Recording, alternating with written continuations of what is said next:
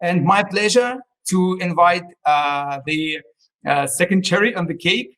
This is Zbyszek Tenerowicz, who is a full stack developer and technology researcher, running over 30 Node.js powered applications in the production at Egnyte, where he is working as an ecosystem technical lead. Zby is open source enthusiast, which is fantastic, I suppose, and enjoys discovering and teaching advanced concepts for diagnostics, security, and maintainability of the applications. He's a regular speaker today on our Node.js event, and also organizer of Meet.js in Poland meetups and conferences pretty long time, since 2011. Zby, it's a great pleasure to have you with us. Good afternoon. Oh, good morning, actually. Hello. Yeah, it's not afternoon yet. So my greetings to everyone, especially the people in Americas for whom this is like the middle of the night. If you're watching, my respect to you, and get some yerba mate as well. So if you want to follow along this presentation, it has some links in it, so we can go to my website, naukter.pl, and it's the second link from the top on the list of talks. So I'm going to start with a bit of an introduction into the history and all. So, when JavaScript was created, it didn't have the memory leaking problem because it was a language for the browser. And it was supposed to be just a tiny sprinkle of interaction on top of your website. And if you wanted to do anything specific on your website, you ended up refreshing the page, loading something else. Anyway, so with that said, what's the point of worrying about memory consumption, right? And this was true for quite a while. Then single page web apps came up. That started to be an issue. And then Node.js came up. And now your JavaScript is running for days, maybe months, without a restart. What now, right? So how did I get interested in hunting down memory leaks? Well, my first memory leak was in a front-end application that was visualizing user behavior on the website. And we managed to leak 4 gigabytes of RAM from Chrome at the time. I don't think it's even possible nowadays because the stack in JavaScript is limited. But we managed to leak it using Canvas elements and other stuff. So debugging that is where I started. Not a long time after, I had to look at some memory leaks in Node.js. So there's a lot of fun involved in tracking down memory leaks. I hope this will be fun and useful to you. This is the more practical talk I'm giving today. The less practical talk was on the senior track.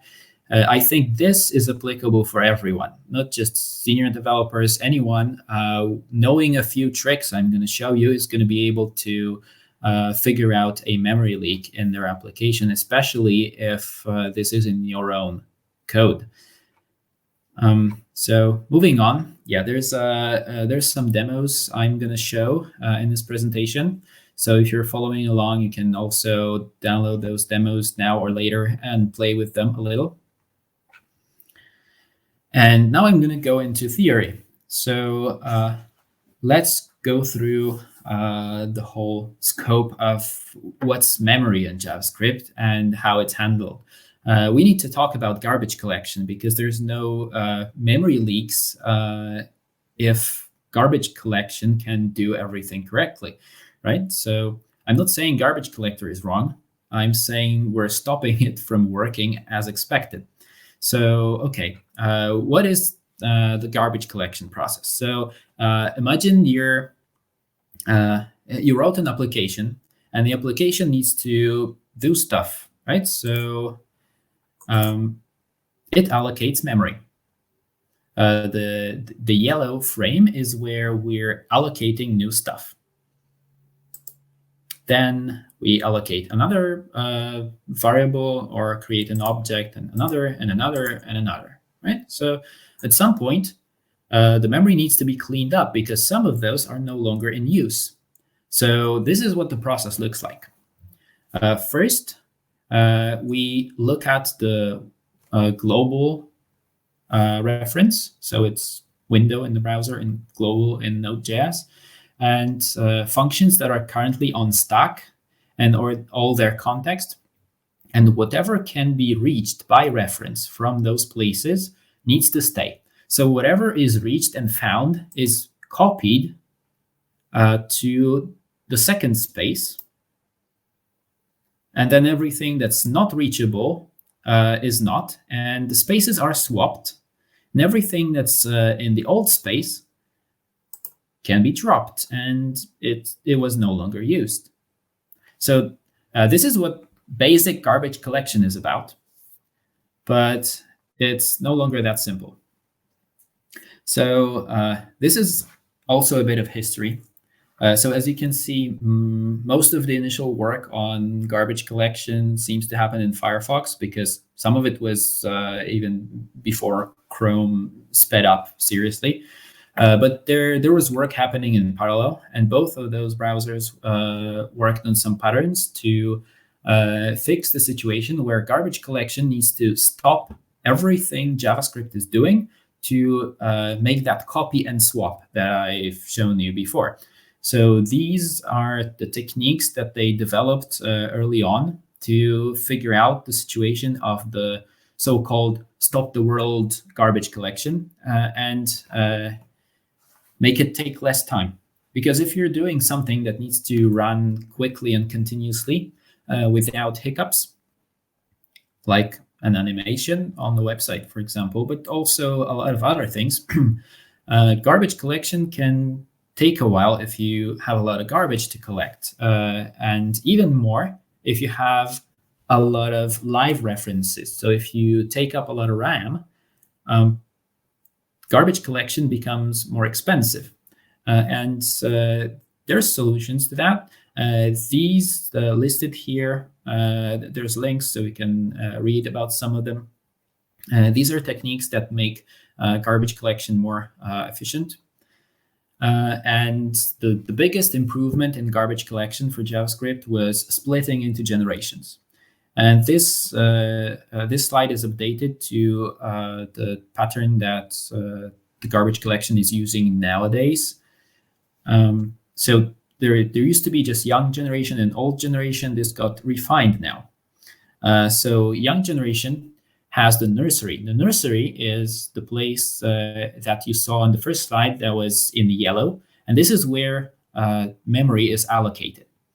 And then when the swap happens, the second space is not actually dropped. It's kept as the intermediate memory if the reference is stayed. So it gets a bit more complicated than that. But the nursery is where new references exist. Intermediate space is where the engine keeps things that are one garbage collection old. And if they survive another garbage collection, they go into old generation and they can stay there for longer. That's coming from the realization that most variables in JavaScript only exist for a very short time.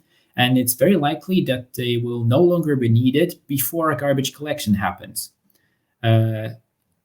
Or there's an overlap in garbage collection, and in that case, the intermediate space makes a lot of sense, right? So everything else is assumed to be a long-lasting data structure that needs to stick around for longer, so it should be garbage collected differently. Now, scheduling garbage collector is, imagine you're animating at 60 frames per second. And the red area at the top is your garbage collection that needed to go from start to finish to drop all the memory. This chart has actually a tiny bug where the memory consumption should only drop after the garbage collection. But the garbage collection takes a lot of time. And then you miss the moment you were supposed to render a frame. This was a serious problem for web game developers initially, but it's becoming more and more of a problem for rendering UIs and for speedy operations in Node.js itself, because if you take up a lot of memory, garbage collection can go into seconds even, and it blocks your process from working. So scheduling splits the garbage collection process into chunks reasonably, and it's really hard to explain how it's doing it. So I'm not going to try, but if you want to read up on that, there's links here. And then compacting GC. So if you want compacting to work on your memory to speed up access, to make the engine consume less memory overall, because there's one heap assigned, and then if it puts stuff in there and removes some of it, there's gaps left. And the garbage collection needs to also clean up the gaps, move things around so that out of the memory you already took from the operating system, more is available. So there's a lot of work for a garbage collector. You need to mark things, you need to sweep, which is remove the stuff that's not necessary, and then you need to compact. And nowadays it also uses threads to offload some of the work on the old generation to a thread, and you're probably tired with the theory already. So I'm going to move on. Now, the next concept I want to talk about, it's shapes. It used to be called hidden classes, and those terms are sometimes used interchangeably and sometimes in a bit different meaning. But the original introduction of hidden classes, it was in 2015. There's a good article linked here. And then the newer update to that is an article from 2018 with a nice video accompanying it. So feel free to dive deep into that. And I'm going to show you a tiny bit of the newer article, which shows you that, hey, there's a JavaScript object that you first declare as an empty object, and then you put one variable on it and then another, right? So it has to hold on to it. And you're probably aware that JavaScript is being optimized and compiled behind the scenes, and JavaScript needs to put its memory in some sort of structure. You cannot just randomly put stuff in memory under X and Y, in fact, on your machine. There's sectors and everything. So your initial shape of the object is it doesn't have any items in it. Then another shape is it has the X field. And then another shape is it has X and Y. And all these create sort of history of the shape of the hidden class behind your object. So the engine, V8 engine, is actually creating classes, trying to guess the classes for the objects that you're creating.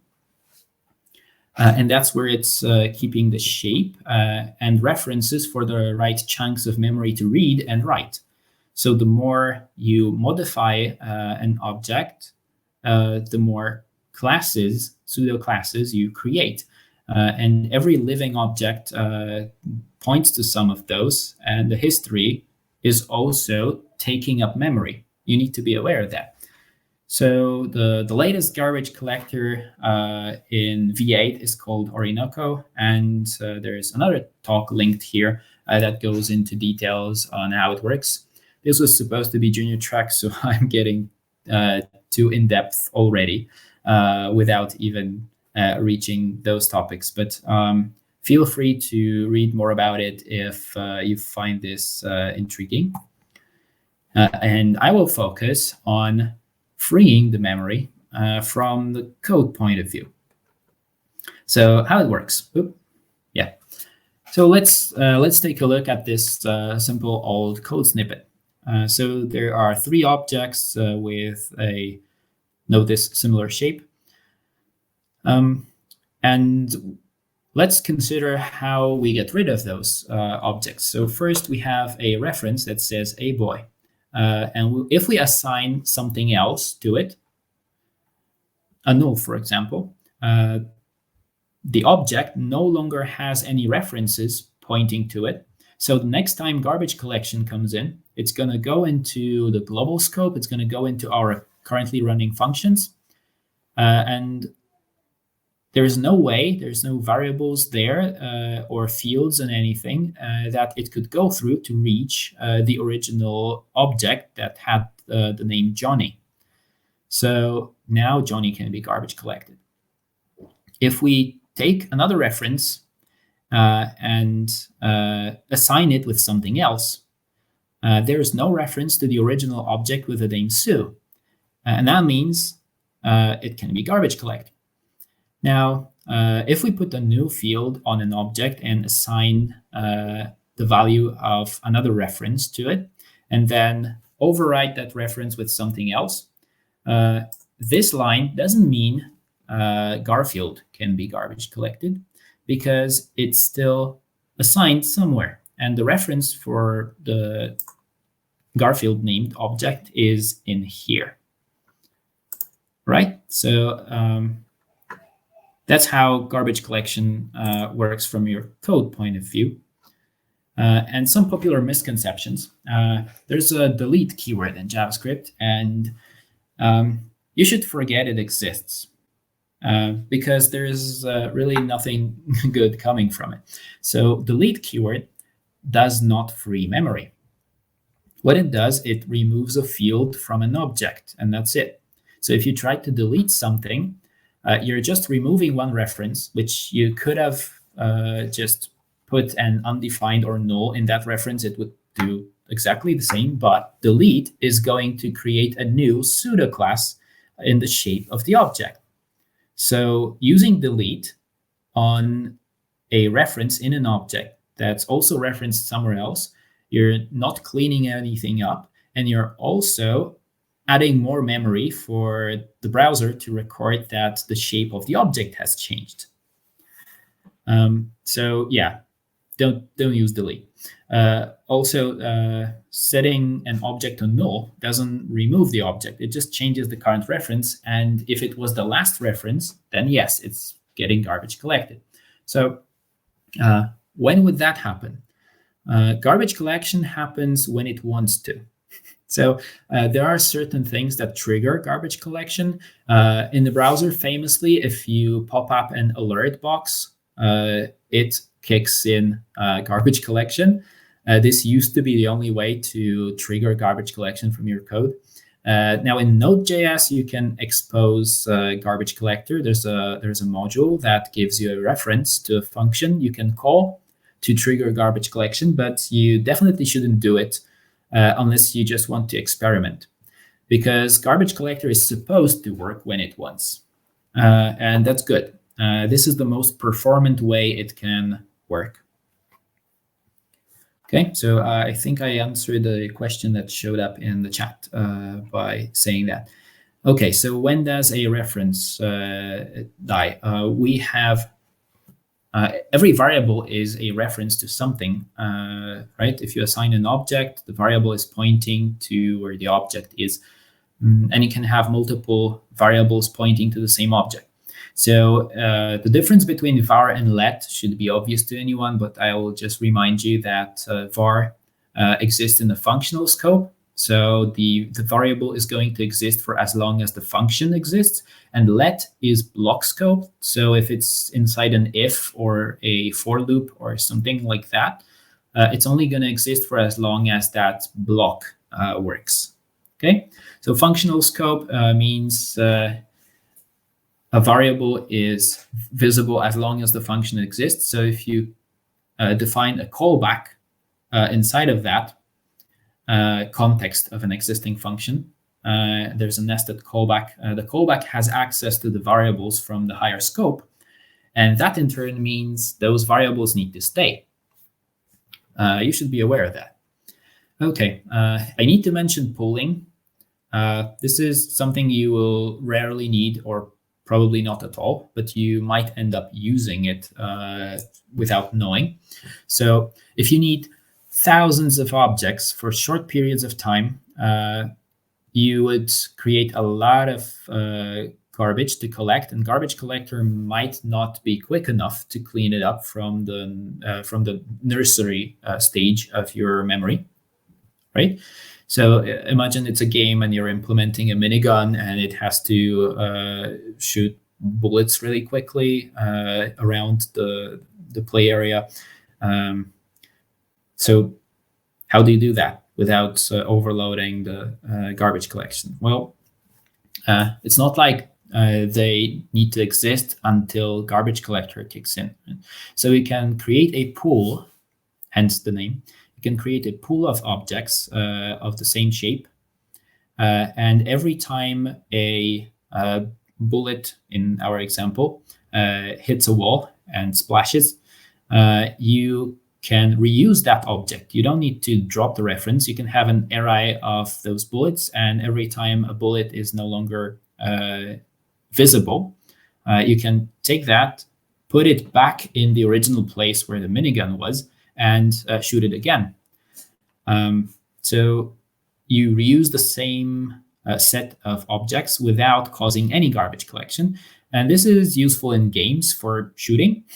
But if you try too hard to use this, you're going to hurt the garbage collection and your memory consumption. It's easy to leak memory from this kind of contraption accidentally, or change something that's still being used somewhere else. So don't use it needlessly. But other than particle animation in games, this is also useful for some libraries that are supposed to help you do things efficiently. So definitely React is using that. You can look under the hood and you will notice that there's pooling on the components that are being synced with the DOM. There's libraries for Node that are also using that sometimes, but yeah, it's more of a gimmick for the purpose of this presentation. And we want to focus on memory leaks. So yeah, what's a memory leak?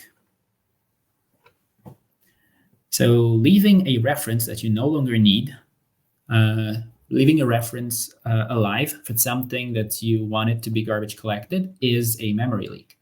So this is a bug in the program itself that causes some memory to stay available too long. So in here we have a very simple module, the old school module like in the 90s, that returns a function. The function initialized something. Let's assume there was logic here, and it also keeps the object that was used for initialization in a list. And this list is never cleaned up. So this is a clear example of something where you're leaking memory, because every time you run init, you're adding memory, and there's no way to really remove it until you get rid of the entire module. So imagine in Node.js, if this was part of your server framework and it kept everything you passed to it for each request, you would run out of memory eventually. And what happens to people? Okay, so before we go into more details on memory leaks, I need to tell you what's not really a leak, but could end up being worse. So first, unlimited in-memory caching. So if you're making outbound requests from your Node.js application to other APIs to get something and bring it back, if you keep them cached in memory, like keep the results in case another request like that needs to happen, you need to put a limit on that. Otherwise, you don't know what's the maximum memory that could go through. If it's an endpoint with an ID, can have any number of IDs come through. You can also do asynchronous recursion wrong accidentally, where you have a retry on something that was asynchronous, and you miss the moment where you should stop retrying. It it's going to retry and retry and retry, and every previous promise or async function is kept in memory. So the memory is growing pretty fast and crashing your application. And this is a bad recursion. So if you're accepting uploads or reading files, you also should not read them all, like the whole file, into memory. Instead, you should use streams to process the file, and then you can transfer multiple gigabyte size files through an application that only uses like 100 megabytes of RAM. If you're using streams, it's also possible to have a big memory consumption. That's not really a memory leak because it's intentional. So with streams, if something is streaming and then something is not receiving stuff, the stream is going to keep the bytes that are flowing in case the thing uncorks and starts accepting it again, or if the second stream, the target stream, is too slow in accepting those, they're going to accumulate in memory. So it's effectively like uploading the whole file to memory again, and that's why back pressure was created for streams. And if you fiddle with streams in the wrong ways, like you're not just using pipe or pipeline to connect them, but you're using some custom streams that are incorrectly implemented, they could break back pressure and cause the possibility of memory accumulating. And for the browser, the example I mentioned, if you create a canvas, it's a very interesting tidbit, so I had to put it here. If you create a canvas that's the size of the whole page, like, I needed it once, then it's going to consume all the memory for all the pixels the moment you first use it. So it's RGBA bytes times the width and height in pixels. So that can be quite a lot. Now the tooling. So with memory leaks are not new. This is an old topic. I started looking for resources in 2010, so it's already 10 years ago. And resources I found then were already pretty old. So some of them required updating. So this is not a new problem, but there's new solutions. There is Heap snapshots in development tools. There's profiling, allocation timeline. There's a way to force GC. There's this trash icon in the DevTools. And internally for the code from JavaScript, you can call performance.memory in the browser and process.memory usage in Node.js. And I'm linking to a very old article that brings up some vocabulary about memory analysis that might be old, but it's still a bit of information that you can use to understand other articles better. And now it's time for me to show you what it looks like. So my goal here is to teach you how to find memory leaks effectively in your applications. Okay, so let me switch over to an example application. It's a very simple one. I'm using Fastify to create a simple server that listens on the port. If you know Express, this should look familiar. It has one endpoint on root that accepts the request, and it just prints a number, and that's it. And then the request is cached for some reason. Don't ask why. Let's assume this was an accident. So there is a cache that's scoped to the entire application. So it's going to live for as long as the server works, as long as the process exists, and it's accepting more and more data. So this is quite an obvious memory leak, right? We can now run the application. I have this npm script for running it. So I'm going to do npm run, it's exercise 6. There's a lot of other exercises here, so if you want to go through them, these are browser exercises. Okay, so hey, here, I've got some logs that say the server was created. That's fine. And I'm running a debugger. So let's take a look at debugger. I'm going to open any Chromium-based browser is OK. I'm going to open DevTools on that. And what's new? This green icon, right? If you haven't seen this before, this is how you connect your application. And I have a lot of applications running locally now. I don't know which to choose. So I'm going to do one more thing. I'm going to restart everything to make sure that we're looking at the right application.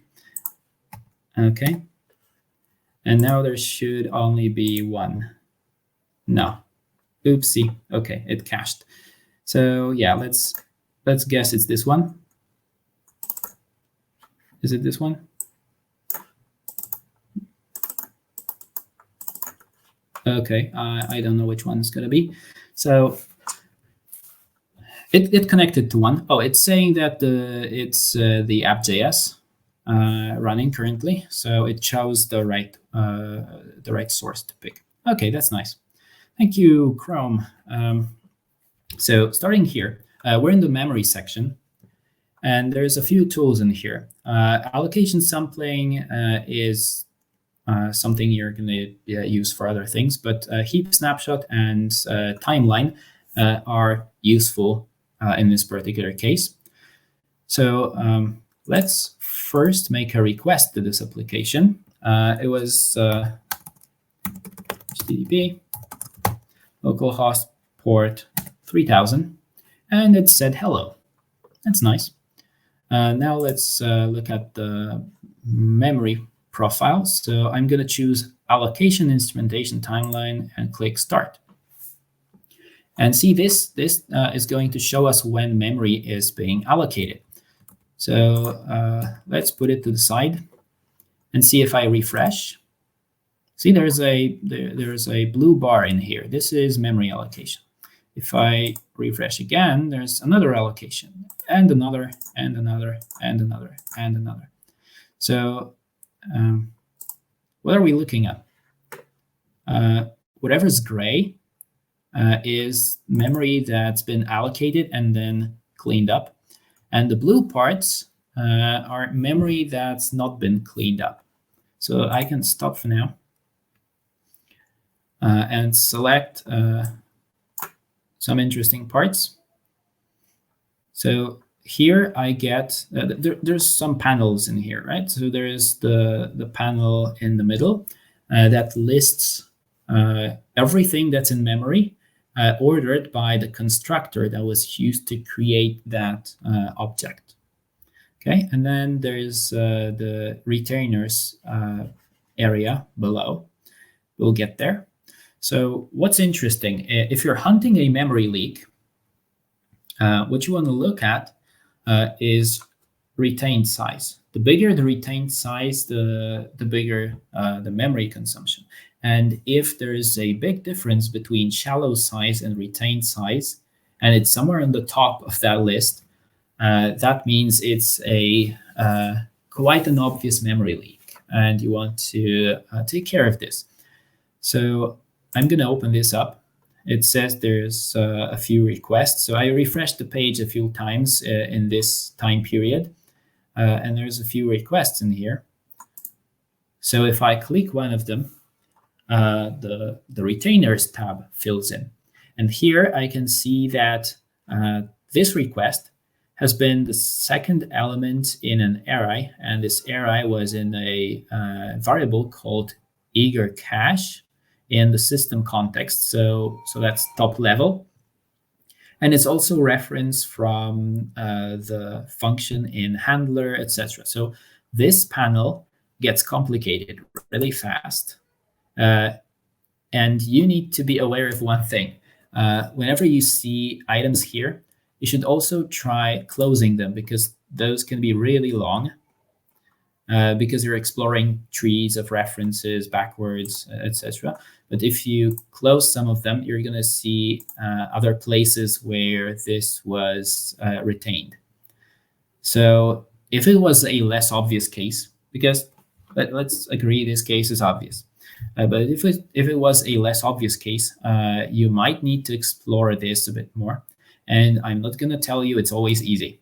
This is a simple example. If we do a larger scope and we include this spike, we're going to see that our memory leak is not the top thing that happened on the list. Is this array. What is it? It's array of objects, raw headers and stuff. Why is it showing up like that in here? Well, we're not going to know. But the good part is it's actually a part of our eager cache anyway. You see? So yeah, this was a simple case. And we have a lot of memory leaking from this application over time. You can play with this example to see how an application would behave if it spent too much time running and consuming more and more memory. What I want to show you in this case is another tool, which is the Heap snapshot. So Heap snapshot is something you can do directly on a process running in production without connecting developer tools. There's multiple ways to achieve it. And that means it's more usable in the practical case where your application is leaking memory in production and you're having trouble reproducing it locally. So let's look at the same application with Heap snapshots. I'm taking one, and this is like the current memory. Okay, it's 5.9 megabytes, and now I'm gonna do some more. Refresh it a few more times to collect some more leaking data. And now if I take another snapshot, so this button here is going to take another one. It's showing me there's more memory assigned in that snapshot. Okay, that's something, but how do I find it here? Well, for this simple case, you might even be able to find it here if you're really careful, but that's too hard. So we have two snapshots that differ. How about we compare them? And there's this hidden functionality in here. You have to switch the mode to comparison. And this is like the most important thing you need to remember about the memory tab and Heap snapshots. You switch it to comparison. And this is where you get a view that's similar to what we had before. And now it says size delta. And that might be useful. Okay, so we start exploring. And we're saying that there's some system stuff. Okay, so that means we're dealing with something that Node loaded. Okay, meanwhile, while we were working, that's not very helpful. Okay, some module cache, some complicated stuff. Okay, let's not go that way. Let's keep on looking elsewhere. Let's look at arrays. Okay, we have some hooks. Okay, we have some requests. Okay, that's unusual. We have some incoming messages. Oh, I found it. Yeah. So this is how complicated this can be, even on a simple example, right? So you at some point you reach something that when it opens in the retainers, it's going to show you that, hey, this is a variable I recognize, or this is a file that I remember creating, right? So this is where it's coming from. Okay, and we're getting a lot of requests, so there's a lot of incoming messages in here. They're stored in the array that we called eager cache. So the whole point of looking for a memory leak is actually finding something big in the first panel that you can identify where it's coming from in the second panel. Okay, that's something. So now let's now let's think, how do we do that in production? So in production, you can get the snapshots, and then let me clear it out. There is this load button. So if you get 2 snapshots in production, separated in time, obviously. So you take one snapshot, you wait for a while, and you take another one. You can load them with this, just like regular files, and compare them. So yeah, that's how you get there. Okay, so I'm gonna now switch away from the demo to discuss a little bit. Yeah, so regarding this training, there's a lot of things we can do about memory leaks. We don't have a lot of time, so I'm going to focus on how to get memory leaks. Okay, so if you're looking at this, I've got this repository that's called Node example heap dump. It's also linked from the presentation, and there's an app that's creating a memory leak, and it's also showing you how you can manage memory leaks. So first, there's this function. So you can require V8, take the write heap snapshot function, and you can call it wherever you want, really. So you can call it in a specific functionality. You can have a magic endpoint to trigger that. That's not really recommended unless it's behind some sort of security.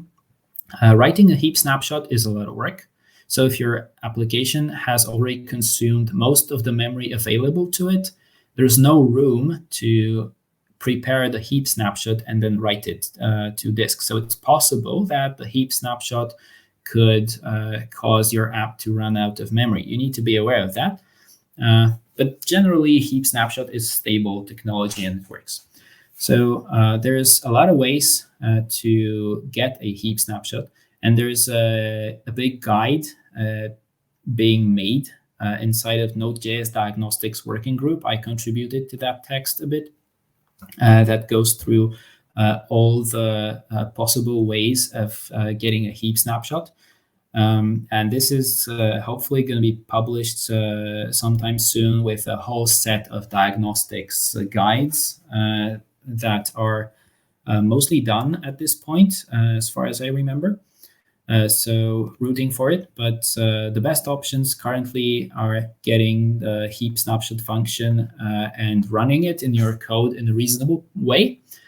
So you have to come up with some tool you build on your own, or you can actually send a signal. So it's possible to run Node with a command line argument that will make it listen to a signal. If you send the right signal to it from the operating system, it's going to write the heap snapshot to the current folder with the default file name. So these are the two ways. You can read up more on that. I'm gonna dig up the article for you. But these are the two ways for doing this, and the memory leak doesn't have to be that obvious.